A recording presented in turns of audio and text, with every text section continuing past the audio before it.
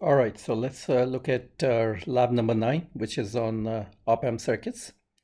And the first thing that we do is we look at a inverting amplifier, and we'll use a IC, op-amp IC LM741, and we look at the inverting amplifier, and in specifically what we look at is voltage gain versus bandwidth. So voltage gain, of course, we can alter. Voltage gain of this amplifier is the ratio of R2 and R1. So we can alter by altering this particular ratio here. And bandwidth we'll see in a minute once we open the simulator. We are talking about 3D bandwidth. So if you plot the gain as a function of frequency, then the gain will begin to fall at higher frequencies, and we can estimate what the 3 dB frequency is. So that's the bandwidth of the amplifier. And what we want to look at is the trade-off between, this is a well-known trade-off in amplifiers, that if you try to increase voltage gain, often the bandwidth reduces. So we'll study that using the inverting amplifiers. And similar to that is the non-inverting amplifier, where the input is fed at the non-inverting terminal, and there is 0 degree phase difference between the output and the input. In this case, there is 180 degree phase shift here. So that's the first part of the lab that we'll study. The next part is a difference amplifier, where you can take the difference of two voltages. So this is one voltage here, this is the other voltage here. We can take the differences of the two using this particular circuit. And we'll look at this particular so this purpose of this amplifier is to amplify the difference of the two voltages here. And so for this circuit to work properly, it's important that all the resistors are matched. So we are using 1K here and 1K here and 10K and 10K, they're all matched. And if there's a mismatch, then what would happen is, even if the voltage here and the voltage here are the same, say we apply 0.3 here and 0.3 here, because of the mismatches, what would happen is there would still be a voltage here. So the circuit will not work as an ideal difference amplifier. So we characterize them by saying, when the voltage here and the voltage here are the same, then we have what we call as the common mode voltage here. And so the ratio of the output voltage and the common mode input voltage is what we call as the common mode gain here. So in an ideal difference amplifier, we would like common mode gain to be 0.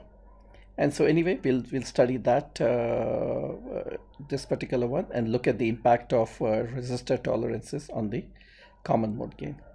And in the last part, we'll design a simple thermometer using the scheme that we have here. So anyway, so let's open up the simulator and see what all we have to do. So that's the first part. This is our 741 op-amp here. So the symbol of the op-amp is over here, and you can select the model name as LM741. So let's double click it here. And in some of the parts, we'll use a level 3, which is an accurate and more practical model of the op-amp.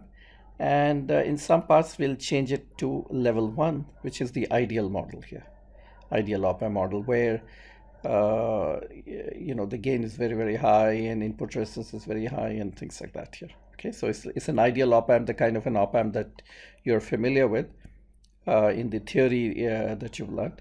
While level 3 is a more practical op-amp, there are we'll see some of the issues that are there with real op-amps that are there here. All right, so that's the model that we will use. And we have made this amplifier here. There's a gain of 10. So you can do dynamic DC here and look at the fact that it is amplifying here. So we are applying 500 millivolts at the output. We expect the gain of 10. So we expected -5. It's not exactly -5. There is a little bit of a difference here. And that's because, this is ground. So we expected this node also to be virtual ground, exactly same as this. So there is a voltage here of 1 millivolt, in which causes that particular issue here. And that's because these are the problems that are there in real op-amp.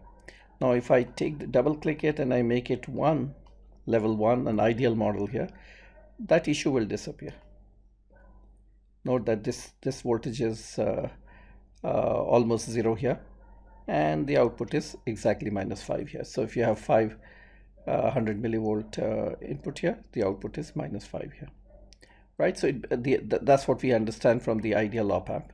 But let's go back to the these are the characteristics of real op-amp. So if you were to make a circuit in the lab, then most likely you would get something of this sort here. Anyway, so we can see here. The other thing that note that if I increase it to 1, obviously what would happen is it will go to minus 9.987, so minus 10. If I go to 2, well, it doesn't go to 20.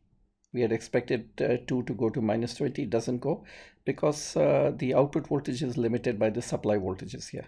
These are the two supply voltages, minus and plus, so minus 15 and plus 15. So the op-amp output cannot exceed either the positive supply voltage or the negative supply voltage. And in this case, it gets as close as about minus 14. Right, so that's the other non-ideality that is there here. We say that the op-amp is saturated. Now note that if I make 2 and if I make it 2.5, the op-amp is not changing here. The value, the voltage here is saturated. You can make it 3.5. You can make it 3.5 and nothing changes, as you can see here. 3.5 still saturated here. So that's why the voltage is now constant and we say the op-amp is saturated. And the moment the op-amp is saturated, note that it's no longer obeying our law here that the output voltage should have been the ratio of R2 and R1, right? So it should have been, and once that is not obeyed, in fact, the virtual ground property is also not obeyed here. Note that this node is 1.91 volt here. And that's obvious if we do KVL and KCL, that it will tell us that this particular voltage cannot be 0 anymore, like a virtual ground, once the op-amp is saturated. All right, so these are the things that you can study. The property of the op-amp at different voltages, you can study that. Now let's look at the gain part here and the AC gain here. So let's remove this here and let's add an AC voltage here, and we can keep it separate here. So AC, what we're going to do is we'll calculate the gain here using the AC analysis here, right? So we look at it dBs. The output voltage is V01 and dBs here, auto scale, and we'll vary the frequency from a fairly low value of 10 Hertz to 10 megahertz. All right, so let's run it here. Okay, so this is what we get here, right? So we are getting a gain of 20 dBs, and then there is a range over which the gain is constant. And this is the useful range of the amplifier here. But then after a while, the gain begins to fall. And we need to find out the bandwidth. So what we can do is bandwidth would be, we have to find the 3 dB point. So this is 20 dB. So we have to find the 17 dB. So what we can do here is we can write here 17. And the right cursor, it would place here at 17 dB here. So the bandwidth is 94.9 kilohertz here. So the gain of this particular circuit is 20 dB of this amplifier, and the bandwidth is 94.91. So let's remember that. Let's increase the gain by a factor of 10 here. So there's a gain of 10, that's why it was giving you 20 dB. Now let's make it 100, so it should give us 40 dB. But let's look at the bandwidth also. All right, so it gives us 40 dB. And to get the bandwidth, let's go to this Y here. And now we need to look at 37 dB. That will be 3 dB below this particular point. It will give us the 3 dB frequency here. So that's 9.89 kilohertz here, right? So note that when the gain was 10 or 20 dB, the bandwidth was close to 100 kilohertz. Now when the gain has become 10 times higher, the bandwidth has become 10 times lower, right? So that's the gain bandwidth trade-off. As we try to increase the gain, the bandwidth is reducing, right? So that's something which is often there in many of the amplifiers, that if you try to make the amplifier fast, then the gain of the amplifier often reduces. So that's the trade-off that is often present in the amplifiers here. So that's something that you can study, that is there here. And note also that there is a 180-degree phase shift between input and output, but that's only once you are there in this flat region here. Again, go back here and look at here. So as long as you are in this region, there's 180-degree phase shift. The moment you start going into these region here, the phase shift is no longer 180 degrees. So we can see that here also. We can plot, in addition to we can plot here phase part here. So you can add here dB, and you can add phase here, pH phase. And let's plot on, let's remove this and let's run it. So that's the phase part. And let's look at it here. See the phase part is 180-degree phase shift here. But the moment we start going to a 3 dB point here, the phase starts shifting here. At the 3 dB point, the phase shift is only about 135. And then the phase shift changes accordingly here. So that's also something that needs to be kept in mind. So this is the inverting amplifier. And similar to that is the non-inverting amplifier, where you feed in the signal at the non-inverting terminal, and the gain of this particular circuit will be equal to 1 plus the ratio of R4 and R3, right? So the ratio of R4 and R3 is 9, so 1 plus 9 is 10, so that's the gain of this particular amplifier. So that's something also you can study. You can look at its behavior in the frequency domain. You can also see that there's 0-degree phase shift between the input and the output here. All right, so the other way of studying the AC gain is through what we call as dynamic AC. So we can run dynamic AC here, and you can change the frequency. So for example, at 1 kilohertz, let's remove this. At 1 kilohertz, look at the gain here, and the phase is almost 0. So this is in milli. Phase is almost 0 here. Now you can go ahead and change the frequency here. Suppose I change it to 1E4. Note that the phase is minus 5.7 degree here, right? So the phase has changed. Limits here, we can go ahead and make it 5, and now phase would be maybe 45 degree or so. Yeah, 46.9 here, right? So the phase is changing here. So only at lower frequencies or medium frequencies there is a 0-degree phase shift, but as you go to higher frequencies, then this phase shift starts coming, and the gain is also no longer 10. The gain is only 7.2. The gain starts falling. All right, so both of these things you can explore, the inverting amplifier and the non-inverting amplifier. The third circuit is a differential amplifier, or a difference amplifier, which takes the difference of the two voltages that you see here. You have the, let's remove the dynamic AC part here. And all right, so we have one voltage applied here, the other voltage applied here, and let's say 1K, 10K, so there's a gain of 10, 1K, 10K here, and so this acts like a difference amplifier. So let's put here 0.3 also. So first let's put all right, let's put 0.4. okay, so what we expect is 0.4 minus 0.3 multiplied by the gain here, which is 10. So we expect around 1 volt here. So let's do the dynamic DC here. Right, so that's what we get, 1.011. 1.011, slight difference here, which we will see in a minute. So, and on the other hand, if I make it, note that if I make this higher, I should get now minus 0.1. Right, so close to minus 0.1. If I make this 1 volt here, accordingly you will see that is giving us that here. 1 minus 0.4 is 0.6 multiplied by 10, so it gives us close to 6 here. Right, so in this case, so that's how it's working. So suppose I put both of them 1. So ideally I should get here 0. 1 minus 1, I should get 0 here, but I don't get 0 here, get 11.35 millivolt here. So that's because of the non-ideality in the op-amp that is here. Note that if I make the level 1, which is an ideal model, you'll see that it would disappear. This is in nanovolts, so practically 0 here. right? So there are non-idealities in the op-amp, as a result of which even if the two inputs are exactly the same, even then you would get a value here.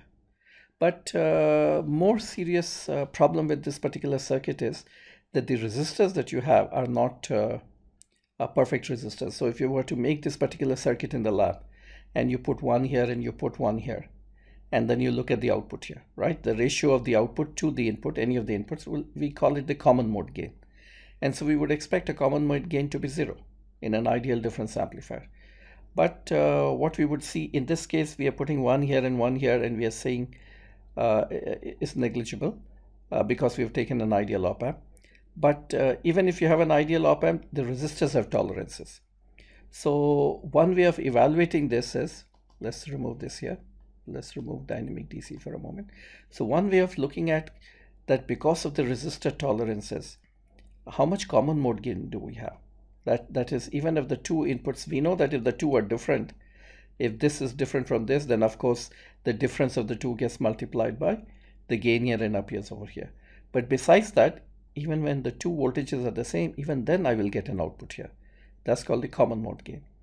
And one of the sources of the common mode gain is the tolerances that are there here. So one way of taking tolerances into account is the following. You take a resistor, double click on it. So you have value 1K. Then in the model here, you choose CT 10%. So what it will do is it will put a 10% tolerance on the resistor, meaning the resistor's value can increase by 10% or decrease by 10%. Okay. When you perform a certain analysis. Under normal analysis, it will take the value as 1K, but under certain analysis that we will just see, it can take the value higher by 10% or lower by 10%. So similarly, all the resistors, let's put a tolerance of 10% here. So that's what we have done, 10% tolerance here, okay, by choosing a model called CT 10%. All right, so all the resistors have been put at 10%, right? And note that the op-amp is ideal, and therefore we expect it to be 0. But what we can do is, we can do an analysis called worst case analysis. So in the worst case analysis, it will take different values of the resistors. Resistor values can be higher or lower by 10%, and we'll calculate the worst case values of V04 under these variations here. So let's do the worst case analysis. So note that all the resistors it shows have been taken as 10% tolerance. And what we are looking at is the output here, which is V04. And what we are doing is a EVA analysis, which means extreme value analysis. So it will tell us how large can the output voltage be and how small the output voltage can be, right? The worst case value here. And will give us a table here. Right, so with this kind of a setup, let's run. Let's close it and let's look at the output here. So it tells us that the output can go as high as 305 millivolt and as low as minus 440 millivolt. So note that we have applied, so let's close this, minus 440 millivolt and plus 305 under the presence of these variations. So what it's saying is that even though you've applied 1 and 1 exactly the same, the output could go as high as, say, 400 millivolt here, which means that the gain of this circuit can be as high as 0.4. 400 millivolt divided by 1, so it is 0.4 here. So that's the common mode gain, right? And this is coming about because of the non-ideality that is there, or the tolerance that is there in this particular circuit here. Right, so 400 millivolts. So when you're trying to take the difference between these two signals, and suppose this is 1.1, right, 1.1 volt here, and let's do dynamic DC here, and you would expect the output to be, let's say, 1 volt here, right? But because of the common mode signal here, the common mode part here, there would be an additional 400 millivolt signal that would be there here. Right, so you would not be able to tell how much is the difference between these two voltages because of the common mode signal here. So you can study the difference amplifier. You can change the tolerance level to 1% or 5% or 10%. There are different ways of doing it, and you can look at this particular difference amplifier. All right, and the last part is based on the diode here. So diode, we know that if we take a diode, this is the model of a diode. The diode current is related to diode voltage by this exponential relationship, where this is called the reverse saturation current. This is called the N is called the ideality factor, and Vt is the thermal voltage. Thermal voltage is equal to Boltzmann constant, temperature in absolute Kelvin scale, and Q, of course, is the charge here. So that's the model of the diode here. And, we can extract Vd from here and write Vd equal to NVT into ln 1 plus Id by Is here. So the idea is basically that if you take a diode, you bias it by a current source, or by, you pass certain current through the diode. The voltage across the diode has a temperature term in it, NVT ln 1 plus Id by Is. So it has a temperature term in it, and that's the basis for the thermometer that we are talking about. So we can construct a thermometer by exploiting this property, that the diode voltage has a temperature dependence here. But the problem is that this reverse saturation current is also temperature dependent. So the temperature dependence of diode voltage is not linearly related to T here, but it depends in more complicated ways on Is also. So the way to construct a thermometer is to eliminate the effect of Is. So that's what we do here, right? So Vs and Vs by R1, it passes a current that flows through the diode here. We'll generate a voltage called Vt ln Vs by Ris here. We have ignored the +1 part here. Note that if Id by Is is a small current and Id is significantly larger, so the ratio is much larger than 1. That's why we neglected 1 here, right? So Vs by R1 by Is. Similarly, we take another circuit here, and in this case we take a different resistor and the current is Vs by R2, and so we will get V02 is minus Vt ln Vs R2 by Is here. And now we take the difference of the two using a difference amplifier, and you can easily see that now you get V0 equal to Rf by R, Vt ln R2 by R1. Note that all of these are constant. R2 by R1 is a constant, so this is a constant term. Rf by R is a constant here. So V0 becomes directly proportional to the temperature on the absolute scale here. So that's the basis of the thermometer. So what we want you to do is design this particular thermometer, and so one particular implementation without giving you much details. Let's look at this one here. All right. So this is the circuit that we are talking about. This will pass one current through the diode. This will pass a different current through the diode. Make the two currents sufficiently far apart, at least a factor of 100 or so, and then take the difference here, right? And take the difference here, and then let's look at the output here. So we look at the output, DC. So you do DC analysis, and in DC analysis we are looking at, let's remove it for a moment, and we are looking at V05 here, okay? And what we are doing is we are varying the temperature, right? Temperature from 50 degrees to 0 with step size of 0.5. And we are looking at the output of the overall circuit. So let's run it here. Right, so you see the voltage linearly changing with respect to the temperature here. So that's the basis of the thermometer.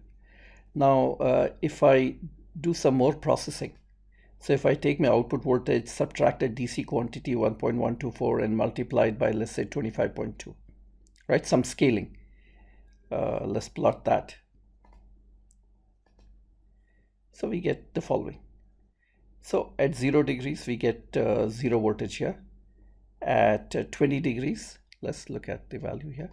At 20 degrees, we get 2 volt here. At 30 degrees, we get 3 volt here. And at 40 degrees, we get 4 volt here.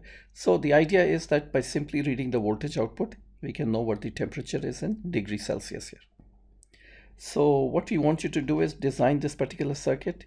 Now the output of this circuit will give you voltage which is proportional to the temperature on the Kelvin scale. If you wish, you can, right now I just showed you the, I subtracted something and multiplied by something. So you can design circuits to subtract some DC offset and multiply it by a gain term to get something of this sort here. That's what we are looking for, that by simply measuring the output voltage, you know immediately what the temperature is. So whatever is the output voltage, the temperature is basically multiplied by a factor of 10. So if the output voltage is 3, the temperature is 30. If the output voltage is 2.5, the temperature is 25, right? So just multiplied by 10 and you get the output, the temperature in degrees Celsius. So that's the last part of the experiment. So design this particular thermometer and add, if you wish, you add further sub-circuit here at the output to perform that scaling that we just discussed here. All right, so let's stop here.